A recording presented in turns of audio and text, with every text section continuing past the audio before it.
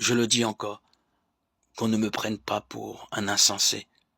Sinon, accueillez-moi du moins comme un insensé, pour que moi aussi, je puisse m'enorgueillir un peu. Ce que je vais dire, je ne le dirai pas de la part du Seigneur, mais comme un insensé avec les motifs que j'ai de m'enorgueillir. Puisque tant d'autres ont des motifs d'orgueil purement humains, je vais donner moi aussi mes motifs d'orgueil. Vous supportez avec plaisir les insensés alors que vous êtes sensés. Vous supportez d'être traités en esclaves, d'être dévorés, d'être dépouillés, d'être regardés de haut, d'être frappés au visage. J'ai honte de le dire. C'est à croire que nous avons été bien faibles avec vous. Si les faux apôtres ont de l'audace, je suis insensé de dire cela. Moi aussi, j'aurai de l'audace. Ils sont hébreux, moi aussi. Ils sont israélites, moi aussi. Ils sont de la descendance d'Abraham, moi aussi. Ils sont ministres du Christ. Je le suis plus qu'eux.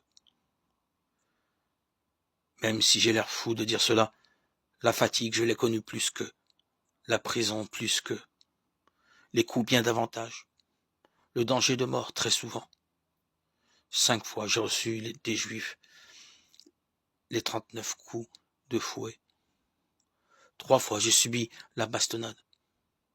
1 fois, j'ai été lapidé. 3 fois, j'ai fait naufrage. Et je suis resté 24 heures perdu en mer.